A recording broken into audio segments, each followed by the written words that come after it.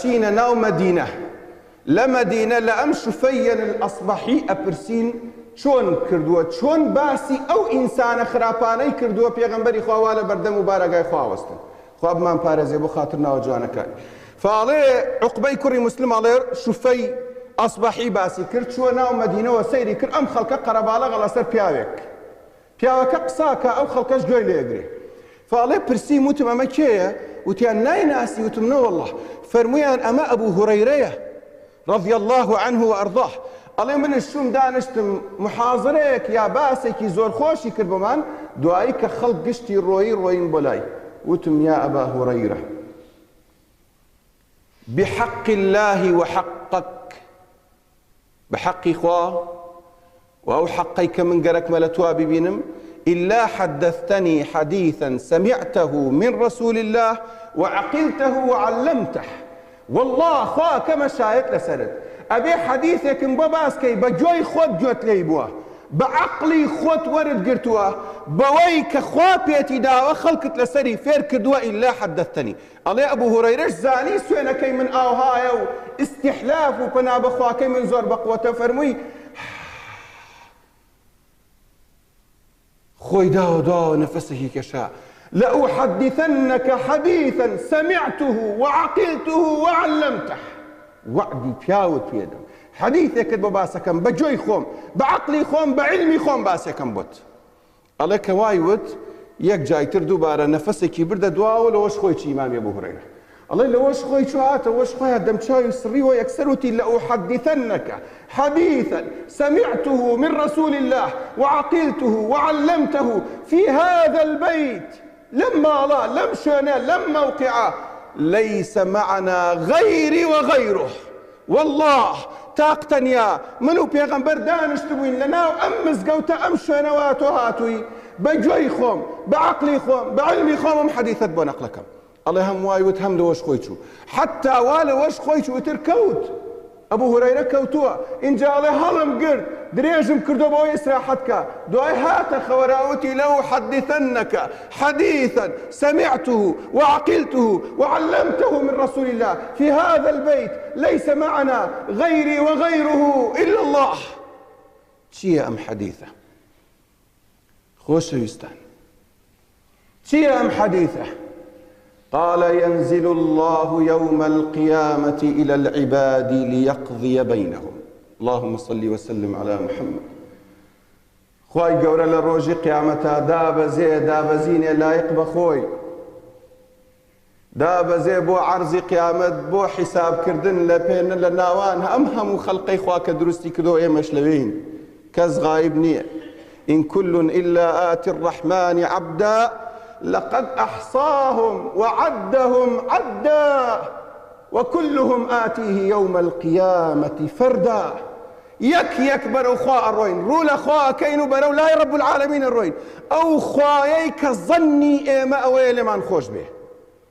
أو خوايي كإيما الظن من أويل من خوش به أفرمي والأمم جاثية على ركبها هم أمة كان لسر تشوك دانشتون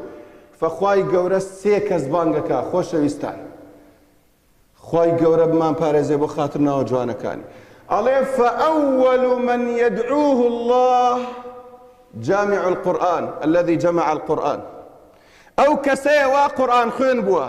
وقرآني لبر كردوا وقرآني بمجودي تواو كردوا وقرآني كردوا مشخل بظاهر لم دنيايا كردوا الروش نايب وخوي أول من يدعو الذي جمع القرآن أوي قرآن خينه فالله خواي قوربي الله ألم أعلمك كلمات أنزلته على رسول الله عليه الصلاة والسلام فيرتم نكرد لو كلمات وشانك لسر في غنبري خوادان بزانا الله عبدك الله بلي يا ربي خواي الله فماذا عملت به چيت كرد قرآنك زور كسمان سيري كجني سافره كچي سافره سيري بازار مانك سيري حال مانك سؤالك ليريا ألم أعلمك كتابي الذي أنزلته على محمد صلى الله عليه وسلم أو شالله بلا والله خواهجان تو من تفير كدلم قرآن بلهم ولا الضالين بلهم بلهم أما أنا همي تو من تفير كدو وإلا من لك شو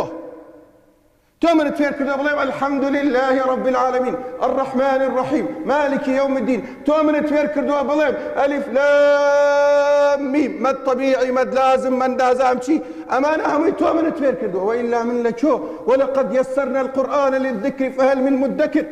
ئێستا ماذا عملت به چیت کردم قورآنە سەی چی الله سبحانه قال ربي تلوته آناء الليل وآناء النهار بشو مالم رازاني بيوبو قرآن وبقرآن وروجش أم عالم مني أدوني قرآنك وتبيري خواب من بارزه الله خواب فرمي لبردم أوهم مخلوق قيامة جوان ليتي قال كذبت دروت كرت ملائكة كانوا ويانا لين كذبته دروت كرت الله بوتي الله ما تلوته إلا ليقال عنك أنك قارئ والله تو بس لو ورا يخنا تامبلين دنجي چن خوشه ما شاء الله لم مقرئه وتيان توابو اوي تو داواتك لاجر باداشتي قرآن همي روشت وقدمنا إلى ما عملوا من عمل فجعلناه هباء منثورا حقيت يا أبو هريرة لو اشكوي بشي شكم عالم الحديث عالم القرآن اترسيل الروجي وستان لبردستي خواي قوري متعال دو مكان كي عليه دو مكان كخوا بانجك المنفق في سبيل الله اوي كباري بخشي وبارا داب فقير وهجار كي قماني لما هيا ايتر خوا بي فرمي ألم أنزل عليك نعمتي نعمة منرشان سرد پارم بە ئاسانی نەخستوەتە بەخەڵت ئەم دنیایان بۆتان خۆش نەکردووە خۆشەویستان سەیری عەرز و ئاسمان کە چۆن خوای گەورە بۆم ئینسانانە دایناوە ئەم بارانە لە کۆ فڕێ لە کۆ نشێ ئەم عەرزە چی دەرەکە نیوەڕۆ ڕۆیتەبان سوفرەکە ئەنواع و ئەشکال میوەهاتی خوا خستوەتە بەردەست كلوا واشربوا هنيئا يا أيها الذين آمنوا كلوا من طيبات ما رزقناكم واشكروا لله استمعنا هم يكردوها الله يبالي يا رب چیت کرده پارکم قال ربي كنت أصل فيه رحمه وأنفق في سبيله خوايا جان هم صلة أرحامم أكد بپاركا وادابوت بهم هم فقير وهجارم درك لنهامتي قال كذبت دروت كر قالت الملائكة كذبت ملائكة كان شمولا دروت كر ما أنفقت إلا ليقال عنك أنك منفق والله بس بوكرت بيجن ما شاء الله لبارا بخشيني أم بياو ما شاء الله ما شاء الله وقد قيل تواب سيميان كيا الذي قاتل في سبيل الله فقتل خوا نابده للريقي خوا لسر ريقي حقي أو إسلام الشري كردوا غزاي كردوا جهادي كردواش كجراوة شهيد بوا بمعنى دنيا بيكي أفرميت توشيد كرد أو شاء الله خوايا شرم كرد حتى دينك يتوسر كوي من شهيد بوا ملاي خوا في الله كذبته إن جاء ملائكة الله كذبته دروكي والله ما قاتلت إلا ليقال عنك جريء بوي بيد بيجن ما شاء الله لزيرة جيم بياوة تو بوترح أبو هريرة عليه بيغمبري خوا دوايم قصة دايبان شوكما وتي يا أبا هريرة